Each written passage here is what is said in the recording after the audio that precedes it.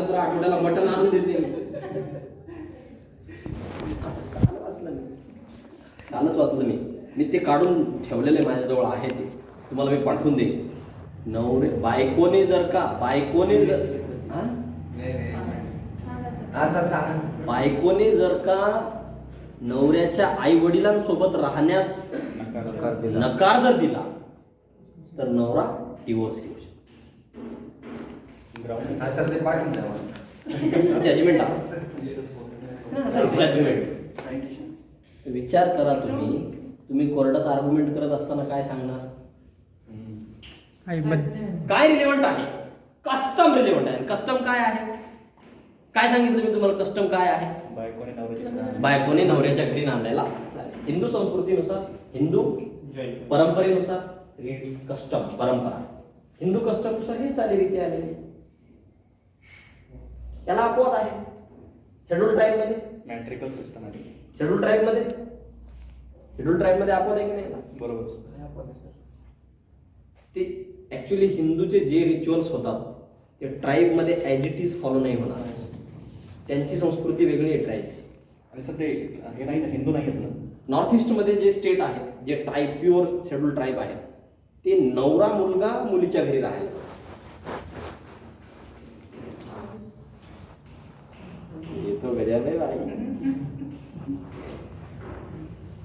म्हणजे पहिलंच पाहून घ्यायचं. आणि सर काय बिल्डिंग कोणती मोठी आहे, शेत कोणाकडे जात आहे, कंपन्या कोणाच्या नावावर जात आहे, पहिलंच पाहून घ्यायचं आहे का नाही?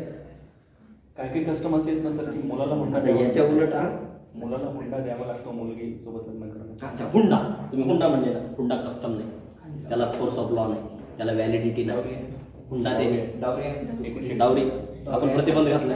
हुंडा देणे घेणे कायद्याने ठीक. ओके ठीक आहे. When custom is relevant, 2 paragraph तुम्हाला.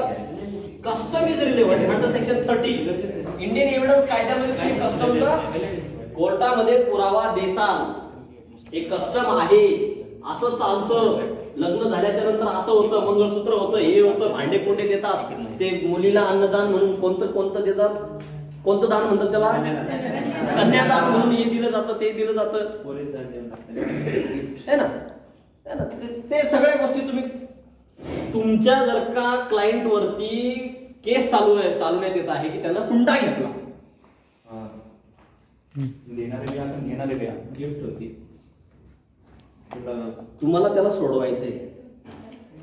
हुंडा देणारा आणि घेणारा दोघेही गुन्हेगार आहेत कायद्यानुसार, पण तुम्हाला त्याला सोडवायचंय. हुंडा नव्हता सर, गिफ्ट होती.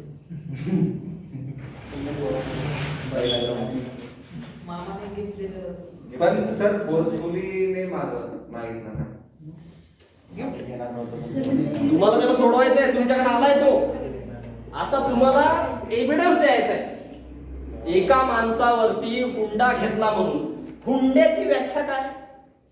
हुंडा म्हणजे काय त्या कायद्यामध्ये असं? हुंडा म्हणजे पैसेच पाहिजे नाही, कोणत्याही स्वरूपात कोणतीही वस्तू व्हॅल्युएबल घर नावावर का. ते गाणं निघालं होतं पहा मागे. हुंडा नको मामा, तुमची पोरगी द्या मला, आणि तिला बसायला एक हुंडा द्या, तिला राहायला एक बंगला द्या, आणि हुंडा तर काहीच देऊ नका. हुंडा म्हणजे पैसा नाही. त्याच्या नावावरती बंगला करून दिला, त्याच्या नावावरती एखादी बुलेट दिली, कार त्याच्या नावावरती करून दिली, कार हे देखील हुंड्याचं स्वरूप आहे. तुम्हाला वाचवायचे. आपलं काम काय? खोटं आपल्याला त्याला सोडवायचं. मग आपण काय म्हणणार की त्याला 2 तोळ्याची अंगठी दिली. 2 तोळ्याची अंगठी.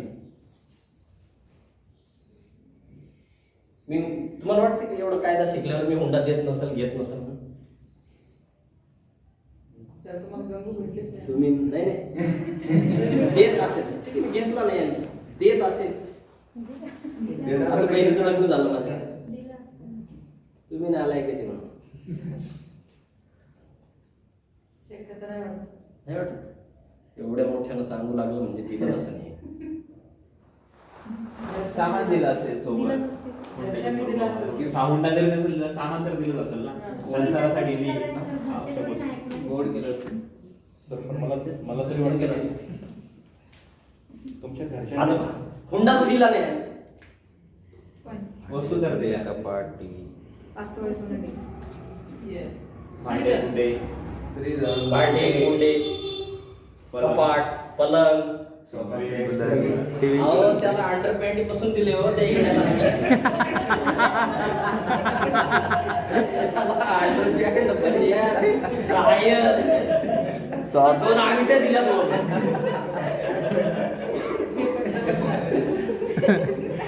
तुम्ही म्हणता हुंडा दिलो नाही आणि या सगळ्याचा खर्च तुम्ही साधारणतः 4 लाख जरी धरला एक ते नुसतं कपाटच बनवलं होतं आम्ही 25,000 ते कपाट असं भारी आहे का नाही. तुम्ही विरोध नाही केला कसं तुम्हाला एवढंच शिकवायला सांगले तर घराचे तुम्ही भांडे कुंडे सांगू लागले का आम्हाला? 2 अंगठ्या दिल्या. मला जर का आता कटघऱ्यात उभं केलं तर मी त्यांना कस्टम सांगणार आणि कस्टम इज रिलेव्हंट. कस्टम सांगणार की आमच्या समाजात आमच्या धर्मात आमच्या संस्कृतीमध्ये अंगठी देणे हा रीतिरिवाज आहे, चालत आला. माझ्या बापाला दिलं होतं, माझ्या आजोबाला दिलं होतं, माझ्या पंजोबाला पण अंगठी तेव्हा थोडीशी दिली असेल, ग्रामची 2 ग्राम 4 ग्रामची दिली असेल कुवतीनुसार, पण अंगठी घालावंच लागतं.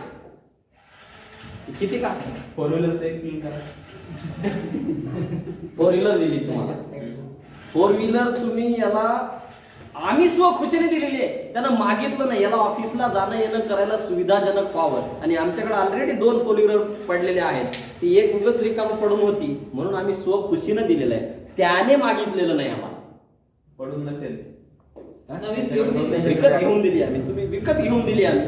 आमच्याकडे देणे एवढी ऐपत आहे, जावयाला जायला यायला ऑफिसला सोयीचं व्हावं. जावयाच्या घरच्यांनी, जावयाच्या नातेवाईकांनी किंवा स्वतः जावयाने कोणीच आम्हाला मागितलेलं नाही आणि ते हुंड्याच्या स्वरूपात दिलं नाही आम्ही त्याला एक मदत म्हणून आमच्या पद्धतीने त्याचा संसार उभा राहावा म्हणून आम्ही दिलेलं आहे. आणि जर नवरदेवाने प्रेशराईज करून त्यांच्याकडून घेतली तो हुंडा झाला. नाही घेतली आणि आपल्याला तरी नवरदेवाला असवायचं. मग हेच सांगायचं मी जे सांगितलं आहे की आम्ही स्वतःहून दिले म्हणून. मग त्याला बोलून आणण्यात येईल सासऱ्याला, तर त्याच्या लेकीचं घर उठवायचं का ते काय सांगेन. हा आता जर तो विरोधात जायचा असेल, नाही साहेब यानंच मला फोन करू धमकवलं की गाडी दिलं तर लग्न होईल, नाहीतर वरात घरी घेऊन जाईन मी वरात, मंडपात बसणार नाही. मंडपातच बसणार नाही. नवरदेव रुसला आहे का नाही प्रकार तुमच्याकडे? नवरदेव रुसला नवरदेव बरोबर पारण्याला गेला का रुसत असतो. जबाई असली पारणा कुठं असतो? मंदिरावर जेव्हा गेला का तो नुसताच इकडं तोंड करतो. काय झालं काय झालं जर का त्याला त्या टोपल्या त्या सुपामध्ये जर का सगळं दिसलं, एक जर कमी असलं एक जरी कमी असलं, कळत नाही काय नाही, माणुसकी नाही, काही समजत नाही, उमजत नाही. तुम्हाला सांगितलेलं मी पप्पाला पहिलंच बोललो होतो, पण काय सांगावं आता यांना कळत नाही, हे लोकच बरोबर नाही, मला पहिलंच माहिती होतं. अरे ऐक झालं काय तर सांग. तो हा म्हणणार नाही की तुम्ही अंगठी आणली म्हणून. नाही हे लोक ह्या गावचे सगळे तसेच आहे, मला माहित आहे. अंगठी कस्टम येते. जर का तुम्ही चालेल रीती असतात ना, मंगळसूत्र महिलेला मंगळसूत्र सांगा सर. मंगळसूत्र घाल कस्टम, मंगळसूत्र घाल कस्टम आहे. मंगळसूत्र तुम्ही 5 लाखात जरी केलं तरी तो हुंडा आहे का? आणि हुंडा असं कुठं लिहिलेलं आहे का महिलेनेच पुरुषाला हुंडा, म्हणजे नवरीकडचेच लोकांनी हुंडा द्यावा असं कुठं कायदा आहे? कायद्यात काय लिहिलेलं? म्हणजे कोणत्याही पार्टीने एकूण एकाला कोणत्याही प्रकारचं ग्रॅटिफिकेशन पैशाच्या स्वरूपात असं विचारलं तर डिफेन्स सांगा. कोणता गाडी मोडायचं ते आम्हाला. हा नवरदेवावर आरोप चालू आहे की आम्हाला ऐन टायमाला त्यांनी मुलीला परेशान मग केलं. त्याच्यात कुठं डोकं लावायची गरज आहे? नुसतं त्या नवरीच्या घरच्यांनी येऊन सांगायला पाहिजे की यांनी आम्हाला प्रेशराईज केलं, एकच शब्द की हुंडा देण्यास भाग पडला. हा मुली आपण काय defense पण करू? गेला आपण नाही मुलाकडे तर- नाही. आपल्याला मुलाला वाचायचं तुम्ही मुलाकडून नाही तर म्हणायचं कुणासमोर म्हटलं मी तुम्हाला असं की हुंडा द्या म्हणून? 2 माणसं मी घेऊन आलो सोबत, यांना पहा की माझं मागणं काहीच नाही, 1,000 रुपयामध्ये लग्न करून द्या म्हणून हे सोबत होते. सोयरीक ज्या दिवशी झाली, साखरपुडा तुमच्याकडे शुद्ध शब्द आहे, आमच्याकडे सोयरीक होत असते, एंगेजमेंट है ना. ज्या दिवशी सुपारी फुटली त्या दिवशी हे 5 जण तिथं बसलेले होते. या 5 जणांना तुम्ही विचारा कसं ठरलं होतं. काय नाही, दोन्ही अंगी लग्न करून द्यावं. हे दोन्ही अंगी लग्न काय असतं? आपला खर्च करून घ्या. येण्या जाण्याचा खर्च करा. दोन्ही अंगी लग्न करून द्या. दोघांचं पण तुम्ही सुटला म्हणजे एकच पार्टी. दोन्ही अंगी लग्न करून देणे म्हणजे यांचे नातेवाईक जेवढे आहेत तेवढ्या सगळ्यांना कपडे घेणे असं बुजुर्ग माणसाला विचारत जावं मला. मला माहिती कधी शहरी केले गेले की नाही एखाद्याच्या भावकीतले चला म्हणत असतात ना तुम्हाला. हा?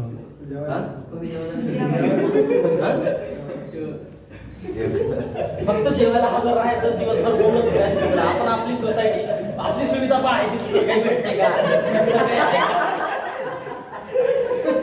म्हणजे जसं पांढरपणे कुठे या गावामध्ये मारामारी झाली म्हणून 5-6 जणांवरती क्राईम FIR झालेला आहे. 5-6 जणांवरती या गावामध्ये.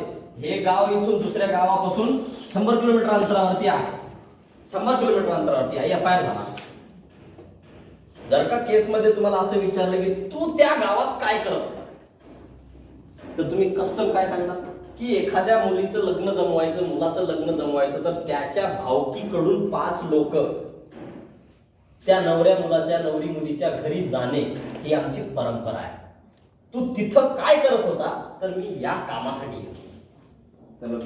आणि ही अशी नाही, ही अशी परंपरा आहे. काय तुमच्याकडे परंपरा नाही? तुमच्या भावकी म्हणतो ना आपण, भावबंदकीचं जर का घरचं कुणाचं लग्न असेल तर तुम्हाला ते सोबत नेतं. ऍटो बांधतील, जीप बांधतील, काहीतरी बोलेरो बांधतील. लोक असतात बिना कामाचे. ते भरून घेऊन जातो ना, बिना कामाचे नाही. त्यांच्या कार्यक्रमात आपण गेलेलो असतो म्हणून ते आपल्याला घेऊन जातात. आणि हे सहकार्य. आणि जर तुमच्यासोबत कोणी येत नसेल त्याचा अर्थ काय होतो? तुम्ही कोणाच्या जात नाही. तुम्ही सोसायटीमध्ये मिळून मिसळून राहत नाही. समाजानं तुम्हाला एक प्रकारे वाळीत टाकले, जसं म्हणजे हालाय. कोणी मेलं काय, कुणाचं लग्न झालं काय, कुणाचं बाळात बारस काही हो. मेवण्यानं मला सांगितले बाचीला पाहायला तरी येते का नाही. मी म्हणलं व्हॉट्सअपवर पाहिले आता. ते पण माझ्या लग्नामध्ये व्हॉट्सअपवरच शुभेच्छा देतील. साधं असं कस्टम जेव्हा क्वेश्चन मध्ये येईल तेव्हा कस्टम तुम्हाला तिथं उदाहरण रिलेव्हंट का सांगतो मी. उदाहरण हे एवढे जे दिले तुम्ही अशा पद्धतीनं कोणत्याही केसमध्ये तुम्हाला कस्टमची गरज पडेल आणि ते कस्टम रिलेव्हंट राहील किंवा एखादा राईट रिलेव्हंट राहील. कधी रिलेव्हंट राहील? 13 मध्ये 2 पॅरेग्राफ दिलेले आहेत. बाकी तुम्हाला समजावण्यामध्ये कायदा विसरून गेलो आपण है ना. कायदा बाजूला आहे. सेक्शन 13 मध्ये 2 पॅरेग्राफ आहेत. वाचा तुम्ही section 13. The clause A, any transaction by which any transaction आणि दुसरं by which the right or custom in question was created, claimed, instance, any particular instance. Transaction म्हणजे काय सांगितलं मी तुम्हाला? Wien custom is relevant. आता तुम्ही काय वाचलं तुम्ही? कस्टम कधी रिलेव्हंट राहील? कस्टम तेव्हा रिलेव्हंट राहील वेन एनी ट्रान्झॅक्शन. ट्रान्झॅक्शनच्या शब्दाचा अर्थ समजून घ्यायचा. ट्रान्झॅक्शन म्हणजे उदाहरणार्थ कॉन्ट्रॅक्ट आहे, एखादी घटना आहे. जसं लग्न होणे हे एक ट्रान्झॅक्शन. कोणती घडली ते भलेही विकत घेण्याचं काही ट्रान्झॅक्शन नसेल है ना. ट्रान्झॅक्शन म्हणजे घटना, एखादी घटना घडणे, एखादं काहीतरी इन्सिडेंट होणे. जसं कॉन्ट्रॅक्ट झाला तर तो ओरल पण होऊ शकतो, लिखित देखील होऊ शकतो. तसं लग्न होणे ही एक प्रकारचा इन्स्टान्सच आहे, इन्सिडेंट आहे, ते एक घटनाच आहे. लग्न झालं ठीक आहे. तर असं कोणतंही transaction by which any right is created. असंच कुठं हा काय created, modified, extended, claimed, asserted and denied. Created, extended म्हणजे काय, वाढवण्यात आलं. एक्सटेंडेड किंवा क्लेम, मॉडिफाईड, हे काय, याचा अर्थ काय आहे? एनी ट्रान्झॅक्शन, कोणतीही अशी घटना किंवा कोणताही असा व्यवहार, कोणतीही अशी गोष्ट ज्या माध्यमातून एखादा हक्क किंवा एखादा कस्टम क्रिएट करण्यात आलेला आहे.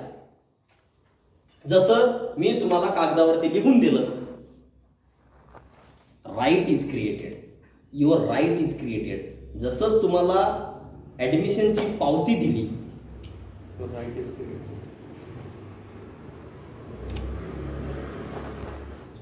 माझ्याकडे आलं वाटतं. ऍडमिशनची पावती दिली म्हणजे काय झालं? तुम्हाला अधिकार प्राप्त झाले. बिना ऍडमिशनचं तुम्ही एमपी ला कॉलेज जाऊन क्लास अटेंड केला कधी? नाही हो, आज इकडे करू. मेन गेटनं जाऊन पाहा तुम्ही, मोरे सर गेले आपल्याला, कोणते सर, राव सर तिथे गेट मध्येच उभे असतात. ग्रुपनं घुसायचं. वेर इज युअर आयडी कार्ड असं म्हणते. वेर is your ID card?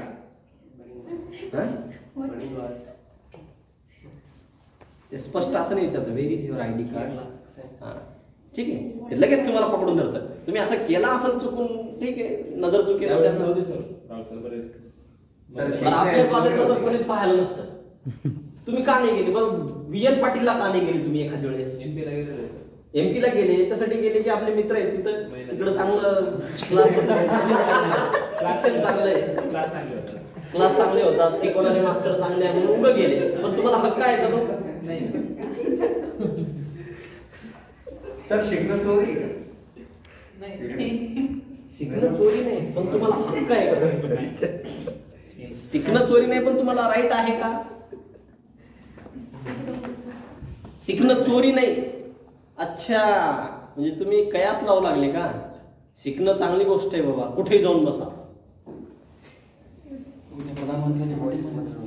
Symbiosis कॉलेजमध्ये का नाही गेले तुम्ही? तुम्हाला राईट नाही. ठीक आहे, तुम्हाला तो राईट नाही. तर जे काही ट्रान्झॅक्शन होतं, जसं ऍडमिशन घेणे हे एक इन्सिडेंट आहे, ही घटना आहे. तुम्ही ऍडमिशन घेतलं म्हणजे तुम्हाला राईट क्रिएट झाला. Any transaction by which right is created किंवा एक्सटेंडेड. एक्सटेंडेड म्हणजे जसं फर्स्ट इयर मधून सेकंड इयर मध्ये पाठवलं, एक्सटेंड केलं है ना.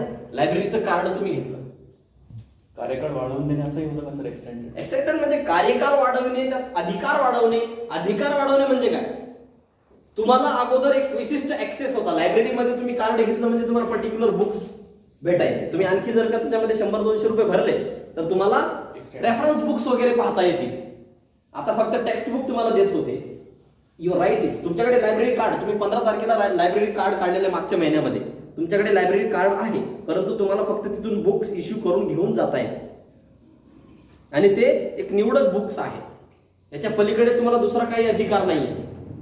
लायब्ररीमध्ये आणखी पुढं काही तुमच्या लायब्ररीत नाहीये. आणखी पुढं काही अधिकार असेल, जसं कॉम्प्युटर ऍक्सेस, तुम्हाला जर काही इंटरनेट वापरायचं असेल. आमच्या लायब्ररीत कॉम्प्युटर असेल आहे का नाही? सेक्शन आहे ना सर? आहे का नाही? तसं जर तुम्हाला कॉम्प्युटर ऍक्सेस पाहिजे असेल तर आणखी तुम्हाला वाढीव फीस 100-200 रुपये भरावे लागतील. म्हणजे तुम्हाला युअर राईट इज एक्सटेंडेड. अगोदर लायब्ररी फक्त तुम्हाला बुक्स वापरायचा अधिकार होता, तो एक्सटेंड करण्यात आला, वाढविण्यात आला. Any right, what is relevant under section 13, custom आणि राईट, दोन्ही गोष्टी आहेत. कस्टम आणि राईट दोन्ही गोष्टी रिलेव्हंट. तर तुम्हाला कस्टम किंवा राईटचा पुरावा जर द्यायचा असेल तर तुम्ही कोणत्याही ट्रान्झॅक्शनचा पुरावा देऊ शकता, कोणत्याही घटनेचा, इन्सिडेंटचा पुरावा देऊ शकता, ज्या घटनेच्या किंवा ट्रान्झॅक्शनच्या माध्यमातून एखादा हक्क, अधिकार, राईट हा क्रिएट करण्यात आलेला आहे. मग ते कागदावरती लिहिलेलं असेल. ते 13च्या खाली एक उदाहरण लिहिलेलं आहे, इलिस्ट्रेशन. सेक्शन नंबर 13 च्या खाली एक इलुस्ट्रेशन आहे. काय इलुस्ट्रेशन आहे ते? Question is whether A has right to fishery. पहिले हे फिशरी म्हणजे काय असतं?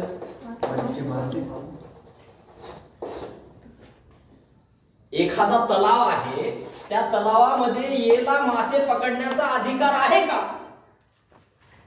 हा प्रश्न. केस चालू आहे, दोघं भांडू लागले. हा म्हणतो मी मासा पकडतो, तो म्हणते मी मासा पकडतो. तो म्हणते मला अधिकार आहे, दुसरा म्हणतो मला अधिकार आहे. तर तुम्ही कोर्टामध्ये पुरावा कशाचा देणार? ऍक्च्युली तो फिशरीज म्हणजे ज्याला करायचं बॉडी असते प्रत्येक तलावावरती एक.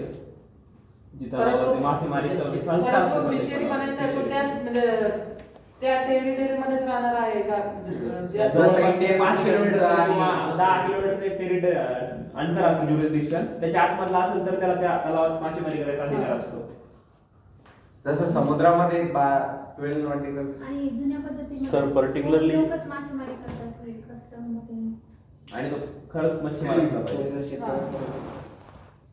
काय बरं? मच्छीमार उद्यापासून ट्युशन बंद. प्रोफेशनली कास्टने नाही बोलत प्रोफेशनली काय देईल? कास्टने नाही बोलत आहे. प्रोफेशनली काम केलंच पाहिजे ते त्या हिशोबाने. आणि असं कोणी पण त्या तलावावरती नोंद नाही करू शकत. नाही, मी उद्यापासून मासेमारी करणार आहे. की ज्याला मासे प्रत्यक्ष पकडता येतं त्याला कामावर ठेवणार आहे. 20,000 पगार महिने देणार आहे मी त्याला. पुढे ठेवून कोणता तलाव असणार ते? आहे आमच्याकडे गोदावरी तलाव. ते मोकळ्या तलावात ठेवू शकता म्हणजे बॉडी असेल नाही ठेवू शकत. तलाव आहे एक. विष्णुपुरी.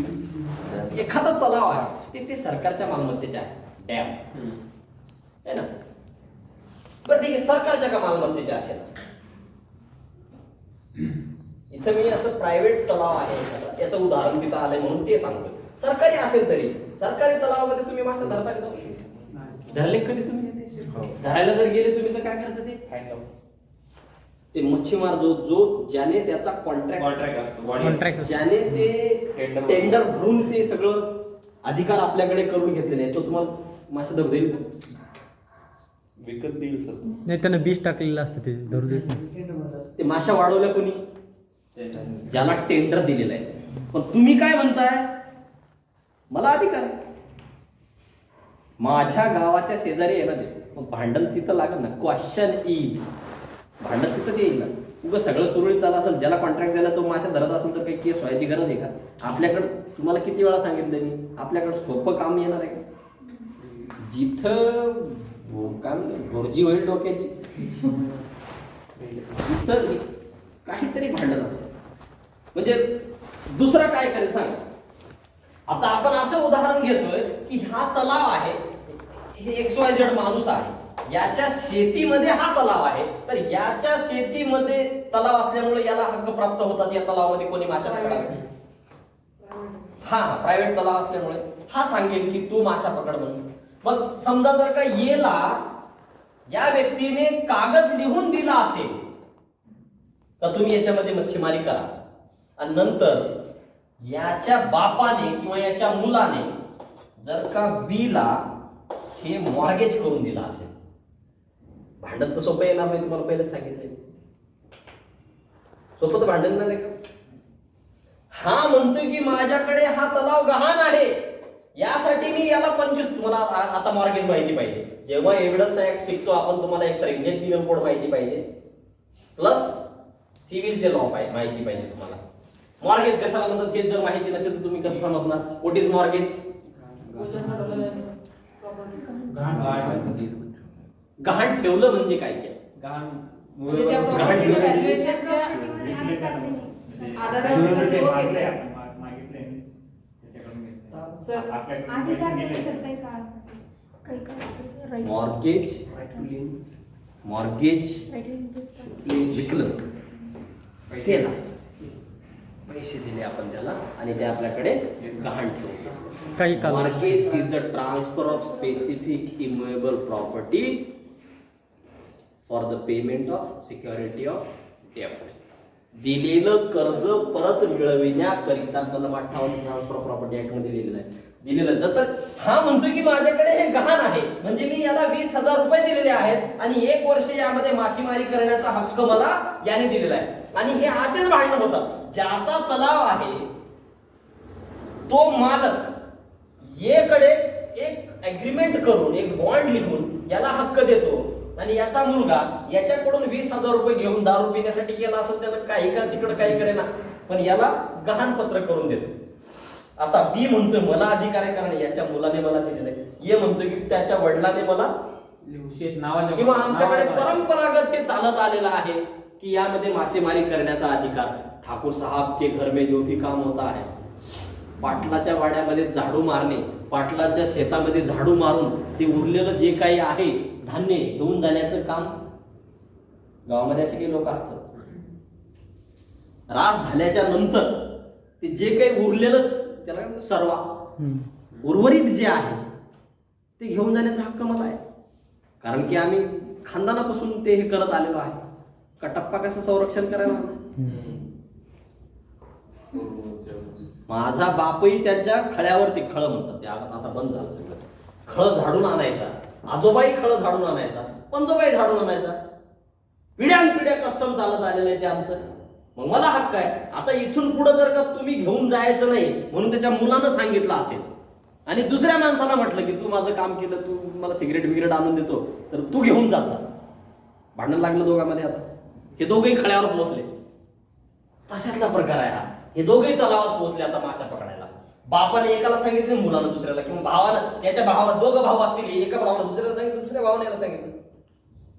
याच्यात पुरावा कशाला द्यायचा? आपण वकील आहे, ते भांडू द्या मरू द्या, आपण वकील आहे, आपल्याला पुरावा द्यायचा आहे. उदाहरणार्थ त्याने कागद लिहून दिला ना. शेततळे ज्या जमिनीवर ना, ती जमीन पहिले कोणाच्या नावावरती बघणार आपण आणि contract त्याच्यानंतर करायचं. right कोणाला? राईट कुणाला आहे आणि तो राईट कशा पद्धतीनं आपण पुरावा दिला, पुरावा द्यायचं काय साधन आहे माझं? सर त्याने कागद लिहून दिला. कागद वाचा. उदाहरणामध्ये आहे. The question is whether A has a right to a fishery. A समजून deed घ्या. conferring the fishery on A. Question is, काय क्वेश्चन आहे? Whether A has a right to a fishery. Whether A has a right to fishery, म्हणजे एला मासेमारी करण्याचा अधिकार असेल का? कशामध्ये? A deed conferring the fishery on A's ancestors a mortgage of the fishery. ए अडीड आहे ते, ए नाही येते, अ आहे. एक, अ म्हणजे एक. इथं अडीड, हा, एखादी डीड. आता डीड काय असते? हा? करार. डीड म्हणजे Deed. कॉन्ट्रॅक्ट करार. Contract. This is a transaction. लक्ष द्या, this is a transaction. Deed, sale deed, mortgage deed, gift deed, lease deed, exchange deed. Deed कागदाला डीड म्हणतात. खत, खरेदी, खत. DEED, deed. DEED, did.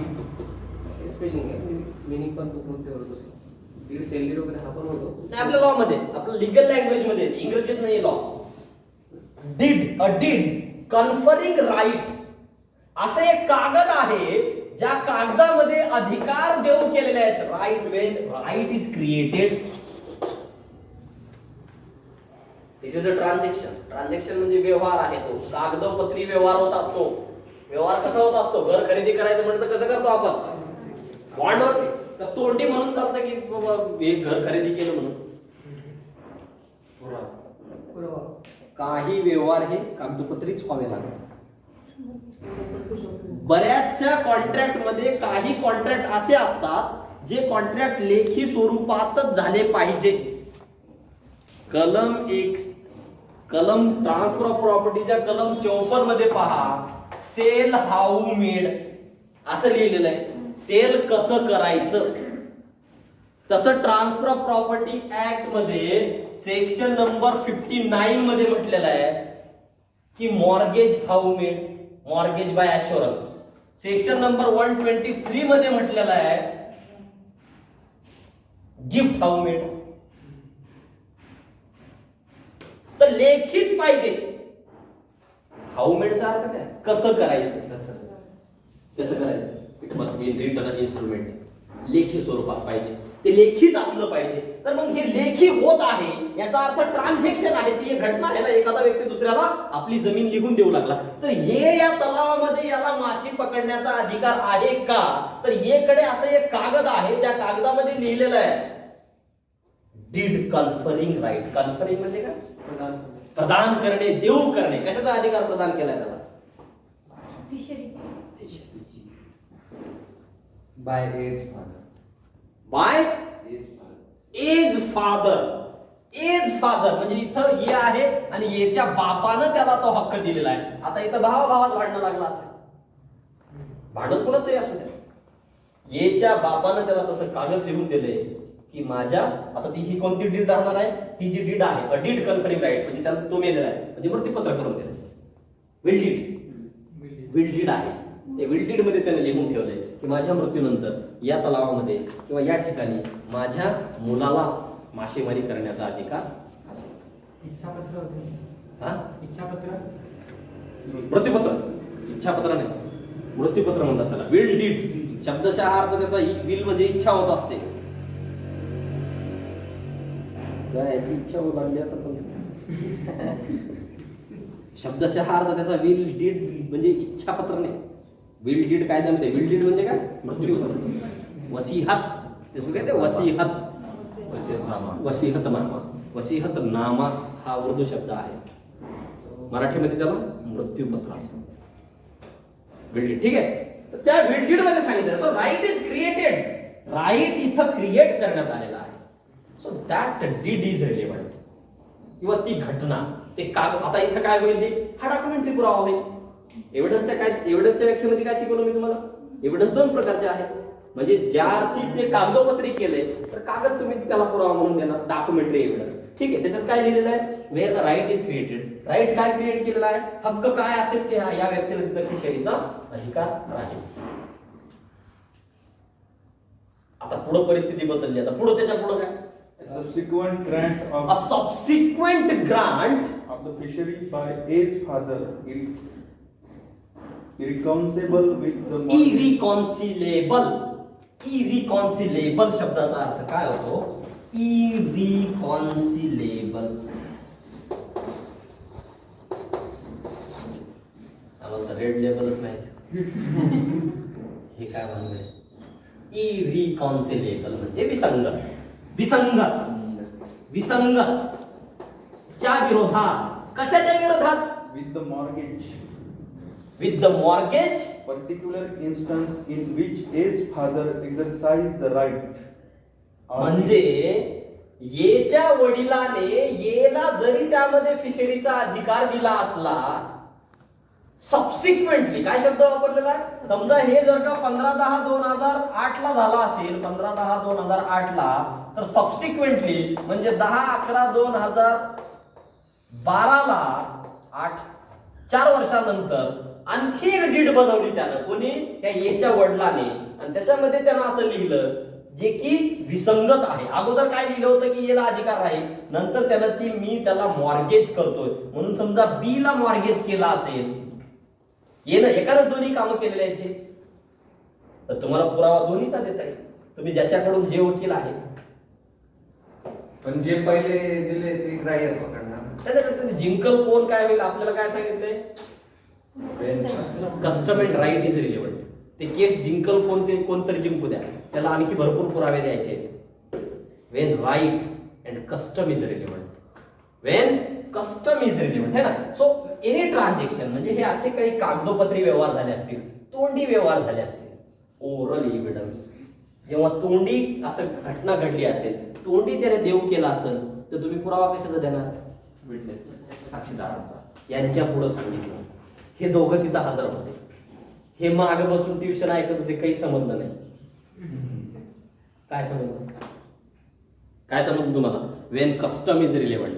कधी कस्टम रिलेव्हंट राहील? कस्टमचा पुरावा किंवा एखादा राईट कधी आपल्याला कोर्टामध्ये पुरावा म्हणून देता येईल? तेव्हा आपण पुरावा म्हणून देऊ जेव्हा एखादी घटना, एखादा ट्रान्झॅक्शन, एखादा व्यवहार, ज्या व्यवहाराच्या माध्यमातून एखादा हक्क, अधिकार, राईट हा क्रिएट करण्यात आलेला आहे, म्हणजे तयार करण्यात आलेला. जसं कागद लिहून देणे हा राईट क्रिएट करण्याचा प्रकार आहे. त्याला काय डीड लिहून दिली त्याने की तू याच्यामध्ये आता माशा पकडू शकतो. So that document is creating right. तुम्हाला तो हक्क प्रदान करण्यात येत आहे, देण्यात येत आहे. तो एक्सटेंड करण्यात आला म्हणजे वाढविण्यात आला. अगोदर तो 2 महिने, वर्षातील 2 महिने एखाद्या तलावामध्ये तो मासेमारी करू शकत होता.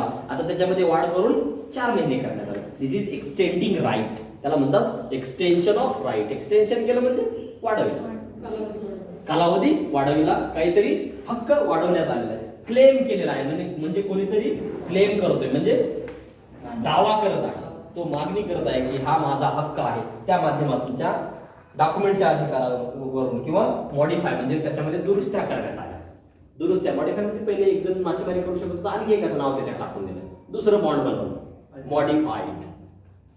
ना मॉडिफाय म्हणजे कमी पण केलं जाऊ शकतं अधिकार, अल्टरनेट त्याच्यामध्ये अल्टरेशन करण्यात आलं, मॉडिफाय. तर असं कोणतंही ट्रान्झॅक्शन किंवा एनी पर्टिक्युलर इन्स्टान्स म्हणजे कोणती तरी घटना, वाचा आता दुसरा paragraph 13चा. particular instance in which the right or custom was claimed, custom was claim, exercised or exercised, or in which its exercise was disputed, asserted, or departed from. Custom जो आहे तो एक्झरसाइज्ड. आता कस्टमचं भांडण कुठं लागतं आणि कस्टम कसे सोडायच्या? कस्टमचं जर भांडण लागलं आता सध्या तुरंत येणार आहे आता आणि इथून भांडणं होणार आहे.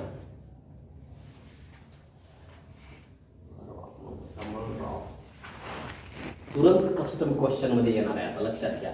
2 वर्षापासून कोरोना होता, गल्ली गल्लीत गणपती बसवतात आपल्या भारतात,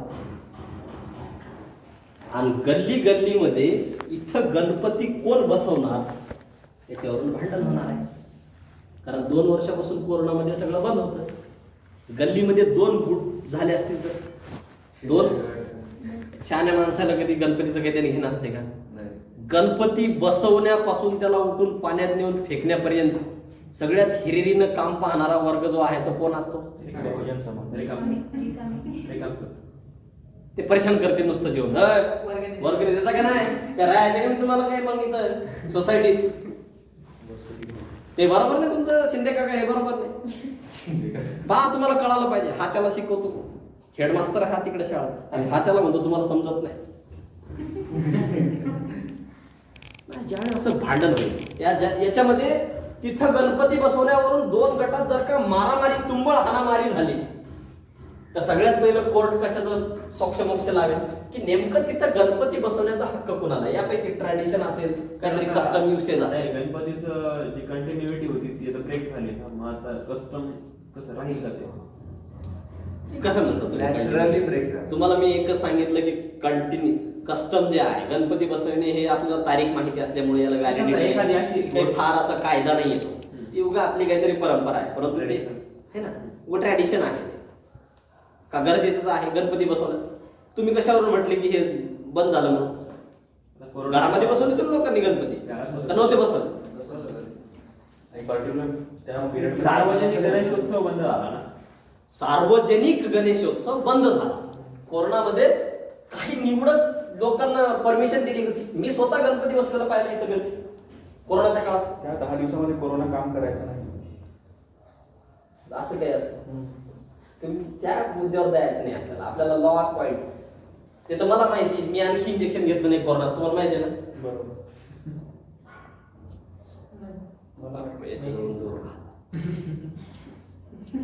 असे किती जण आहेत तिथं कोरोनाची लस न घेणार? 1 2 3 म्हणजे आपण तिघे येडे. आम्ही सर्व गावाला टोचले, आम्ही नाही घेतली स्टाफमध्ये. ते स्वतः प्रशासनात असून त्याने नाही घेतलं. मला ॲलर्जी आहे म्हणून मी नाही घेतलं. तुमच्याकडे काही कारण नाही आहे सर. ते विश्वास ट्रायल मॉडेलमध्ये आहे, ॲप्रोप्रिएट वॅक्सिन नाही आहे. आणि एवढा मोठा नोवाक जोकोविक जो विम्बल्डन स्टार आहे त्यानं अवॉइड केलंय. ते माझं सगळं घेतलं तरी चालेल पण मी घेणार नाही. ते बंधन नव्हतं ना, कंपल्सरी कायद्यामध्ये नव्हतं. उगा बोंबलत जरी फिरले हे की लस घ्या कंपल्सरी नव्हतं. आता मुद्दा डायव्हर्ट करू नका तुम्ही. हे कशावरून तुम्ही कुठे गेले?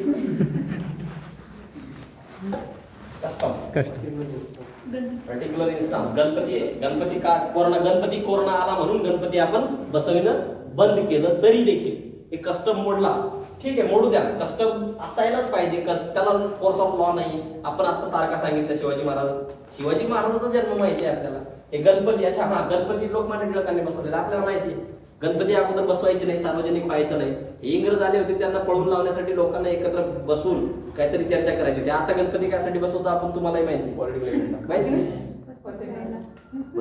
किंवा मुलींना माहिती आहे. कस काय माहिती असेल घरी ते भाऊ शिव्या खाल्लेलं माहिती त्यांना, किंवा शेजारच्याला शिव्या देऊ लागले ते ऐकलेले तुम्ही.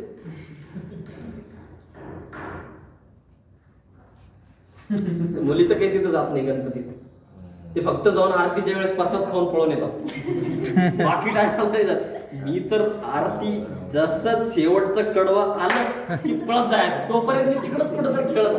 शेवटचं कडवं आलं रे आलं, आलं की पळत जायचं तिथं. ठीक आहे. आता जर का मारामारी झाली गणपतीवर आणि हा गट म्हणतो, तर कसं असते माहिती का, गल्लीमध्ये 5-50 मुलं राहतात, 50 मधले सगळे एकमतानं राहतील याची कमी शाश्वती आहे ना. त्याच्यामध्ये धर्मातही जातीतही गटातही माणुसकी, त्याच्यामध्ये विचार पटणारे वेगळे तसे. जर का 2 गट झाले, 2 गटामध्ये मारामारी झाली, तर त्याच्यामध्ये अर्धे असे पण लोक असतात जे मागच्या वर्षी आतापर्यंत ते गणपती बसवत आलेले आहेत. ते म्हणतो आम्ही बसवायचो, मी त्या वर्षी अध्यक्ष होतो, ठीक आहे. याच्यावरून जर का भांडण झालं तर कोर्ट सगळ्यात पहिले याचा शोध घेईल की नेमकं या गल्लीमध्ये या ठिकाणी जागा स्थळ ठरलेलं आहे. इथं तसं तर अनाधिकृतच नाही, 95% गणपती जे बसवलेले असतात ते अनाधिकृत असतात. अनाधिकृत कुठे टेंट टाकून कुठेही ते बसवलेलं असतं, तिथं गणपती बसवलेला असतो. मग हे आपण कस्टम आहे का हे शोधायचं जर झालं तर एखादा इन्स्टान्स, पर्टिक्युलर इन्स्टान्स ज्याच्यामधून आतापर्यंत कोण तिथं गणपती बसवत आलं. काय म्हटलं दुसऱ्या कार्यक्रमामध्ये, Particular instance in which the right of custom was claimed, recognized, or exercised. Exercise म्हणजे काय, in which any particular instance in which the right or custom is recognized, claimed or exercised. या 3 शब्दाचे अर्थ परत लक्षात घ्या. एनी पर्टिक्युलर इन्स्टान्स, अशी एखादी घटना, असा एखादा म्हणजे इन्सिडेंट ज्याच्या माध्यमातून एखादा राईट किंवा कस्टम रिकॉग्नाइज केलेला आहे. रिकॉग्नाइज करणे म्हणजे काय, रिकॉग्नाइज करणे म्हणजे लोकांनी आता ओळखून घेतलं किंवा रिकॉग्नाइज केलं की बाबा त्याला मान्यता देणे. रिकॉग्नाइजचा अर्थ काय, मान्यता देणे. मान्यता दिली किंवा तो अधिकार एक्सरसाइज केला म्हणजे या गटाने तिथं आतापर्यंत 10-5 वेळा गणपती बसवला होता. दे एक्सरसाइज दिअर राईट, त्यांनी ते बसवलेलं आहे. हा पुरावा देणार आपण, तर हे पुरावा कोण देणार, आता काढा 48.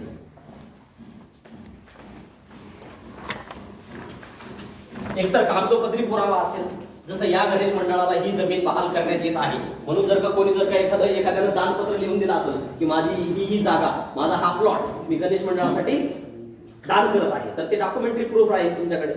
असतात लोक देवाला इथं मंदिर बांधण्यासाठी, इथं गणपती बसवण्यासाठी माझी मी 1 प्लॉट जागा देऊन टाकली. 2-5 वर्षापासून ब्लड डोनेशन कॅम्पेन वगैरे असं केलं असेल तर केलं असेल, ठीक आहे. Opinion as to existence. Opinion as to existence Of right or custom. of right of customs are relevant. So who is going to give opinion?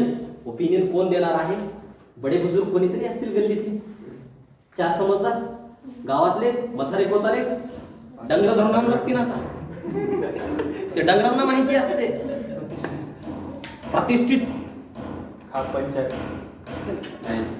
कोणी बुजुर्ग माणसं ज्यांना माहिती आहे की या ठिकाणी याच गटाचा गणपती बसवला. एक गाव एक गणपती आपण आणलेला आहे. एकाच गावामध्ये किती गणपती असतात माहिती तुम्हाला, गणपती, ठीक आहे. गल्ली गल्लीला गणपती असतो. आता ते आपण कल्पना आणली होती की बाबा एक गाव एक गणपती, परंतु लोक काय करत नाही. आणि एक गाव एक गणपती कायसाठी आणला असेल आपण, हेच मारामाऱ्या होऊ नये. पोलिसांचं काय याच्या मागे लॉजिक काय आहे, एक गाव एक गणपती कायसाठी पाहिजे. गणपतीत मारामाऱ्या होतातच आणि शांतता सुव्यवस्था. आताच तुम्हाला पब्लिक ट्रँक्विलिटी सांगून दिले, हे टिकवण्यासाठी. आणि तिथं जे काही इन्सिडेंट्स होणार आहेत, तिथं जे काही भांडणं होणार आहेत, त्याच्यामध्ये त्यांनी जर राईट रिकॉग्नाइज केला असेल, त्यांना मान्यता प्राप्त केला. आता रिकॉग्नाइजचा अर्थ काय, गणपतीची रॅली काढावं लागेल, गणपती बसवायसाठी परवाना लागते तुम्हाला माहिती आहे पोलिसांचा. So your right is recognized. If permission is given by the police authorities, it means your right is recognized, that you have right. तुम्ही तिथं बसवत आलेले आहे गणपती, तुम्हाला रिकॉग्निशन मिळालं ना, तुम्ही इथं अधिकृतरित्या गणपती बसवू शकता, यासाठी परवाना काढावा लागतो पोलिसचा. पोलीस स्टेशनवरून तुम्ही अर्ज करून परवाना आणला, आणि ते परवाना काय, त्याच्यातून काय सिद्ध होतं, your right is recognize that you are the authority, किंवा तुम्हाला you have right to establish Ganpati, तिथं गणेश इस्टॅब्लिशमेंटचा अधिकार तुम्हाला राहील. नाही समजलं, वाचा परत एकदा ते Section 40. सबसेक्शन 2 वाचा. नाही पण तिकडे नका जाऊ, एकच बस झालंय तिथे, एकच सेक्शन शिकायला एवढी वेळ गेली आपली 11 वाजल्याची. Clause B, particular instance in which the right of customers claim, recognize or exercise, or in which its exercise was disputed, asserted or departed from. तुम्ही डिपार्टेड फ्रॉम याचा अर्थ सांगायचा राहिला. डिपार्टेड म्हणजे सोडून दिलं, आता तो हक्क राहिलेला नाही है ना, किंवा तो कस्टम. आता डिपार्टेड फ्रॉम म्हणजे काहीतरी न करणे. डिपार्ट म्हणजे गाडी डिपार्चर होत असते, अरायवल डिपार्चर म्हणजे निघून गेला. ठीक आहे, तो हक्क तुमचा आता निघून गेला, पुढे गेला. ठीक आहे, तो हक्क निघून गेला तुमचा. तर ते देखील त्याच्यातून कळेल तुमचा हक्क निघून गेला. हे कसं सिद्ध होईल, मागच भांडण लागलं होतं, 4 लोकांनी बसून तिथं ठरवलं की याच्यानंतर यांना अधिकार राहील, यांनी असं काहीतरी ते गणपतीला एवढं दान दिलं, याच्यामुळे त्यांना तो अधिकार दिला, त्याच्यासाठी अल्टरनेटिव्ह जागा म्हणून ती दुसरी देण्यात आलेली आहे. तर त्यांचा पहिले इथं अधिकार होता, मान्य आहे आम्हाला, पण आता तो राहिलेला नाही. त्यांना ती दुसरी जागा उपलब्ध करून दिली ना आम्ही दुसऱ्या ठिकाणी.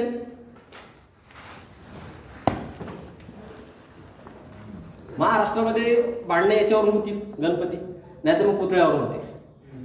बाबासाहेबाचा बसवायचा का शिवाजी महाराजचा बसवायचा, यांना कुणालाच माहिती नसते का इथं पुतळा बसवावा लागते, किंवा या महान लोकांनी काहीतरी कार्य केलेलं आहे. पण जर का एखाद्याला चुकून तिथं का बाबासाहेबाचा पुतळा बसवायचा विचार केला का लगेच शिवाजी महाराजचा तिथं झेंडा आणून फडकलाच म्हणून समजा. आता आपलं गेट आहे ना पलीकडचं, अगोदर तिथे एकच झेंडा होता भगवान. आता चार आता नंतर एक हिरवा आला, त्याच्यापेक्षा जास्त आहे, त्यांना एक निळा आला, सगळ्यात जास्त आहे. तोपर्यंत समजणार नाही कुणा.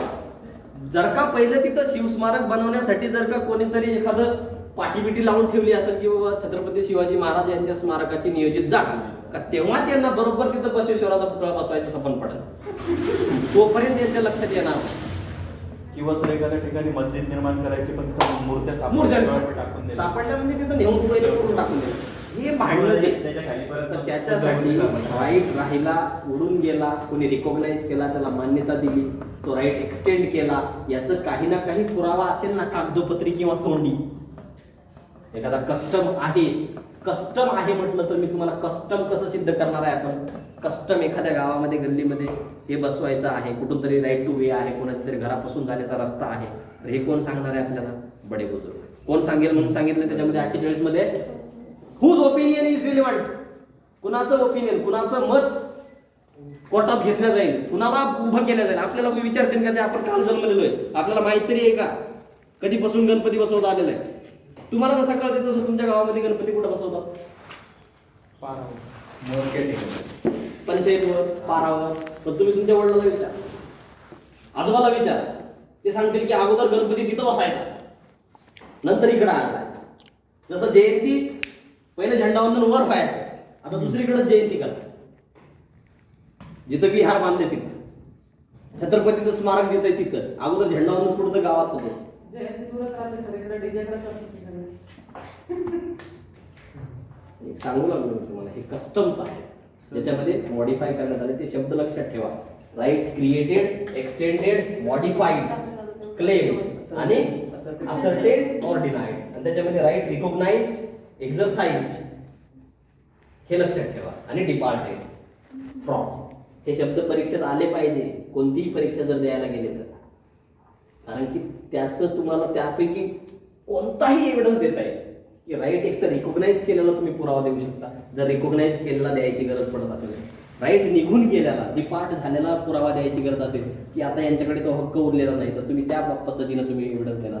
क्रिएट केलेला आहे, राईट म्हणजे पहिल्यांदा देऊ केलाय, तर क्रिएट केल्याचं कागद तुम्ही द्या. क्रिएट केलं 4 लोकांपुढे, त्या लोकांचा पुरावा नेमून द्या. पुरावे 2च पद्धतीचे राहणार आहेत बेसिकली, कागदपत्रे आणि तोंडी पुरावा. सर विठ्ठल मंदिर जे आहे पंढरपूरचं, ते ट्रॅडिशननुसार पर्टिक्युलरली एका कम्युनिटीच्या अंडरमध्ये होतं. आता ते महाराष्ट्र सरकारनं ताब्यात घेतलंय, तर महाराष्ट्र सरकारने कसं पटवलं असेल की हे आम्हाला तरी विठ्ठल म्हणजे एका धर्माशी रिलेटेड आहे आणि सरकारला धर्म नसतो ॲडमिनिस्ट्रेशनला, तर मग सध्याच्या सिच्युएशनमध्ये पंढरपूरचं विठ्ठल मंदिर महाराष्ट्र शासनाच्या ताब्यात आहे. महाराष्ट्र शासनाच्या ताब्यात आहे म्हणजे नेमकं काय अधिकार प्राप्त आहेत? तिथे कमिटी नेमलेली आहे. ऍडमिनिस्ट्रेशन गव्हर्नमेंटचं असतं. ते तर मग ताब्यात पुढे आलं ते. ट्रस्टचा जो कायदा आहे आपला ट्रस्ट ऍक्ट, ट्रस्ट ऍक्ट मध्ये जर ट्रस्ट तिथं नसेल किंवा ट्रस्टींमध्ये भांडण असेल, काही त्यांनी घोटाळा केला असेल, घोटाळा केला असेल, ऍडमिनिस्ट्रेशन राहतं गव्हर्नमेंट, अल्टिमेटली ते सरकारचा तो म्हणजे त्याचा पैसा कुठून येऊ लागला? जनतेचा आहे. तर त्याला कंट्रोल करण्यासाठी म्हणजे तात्पुरत्या काळासाठी आता माणूस शिर्डीचं पण तसंच झालं. होतं. शिर्डीचं पण तसं झालं होतं. ते तात्पुरत्या काळासाठी जोपर्यंत ऑथराइज्ड बॉडी नेमल्या जाणार नाही तोपर्यंत आधिपत्य असतं त्यांचं. सरकारचं काही, सरकारला धर्मच नाही तर सरकार कसं काय त्याला? Small small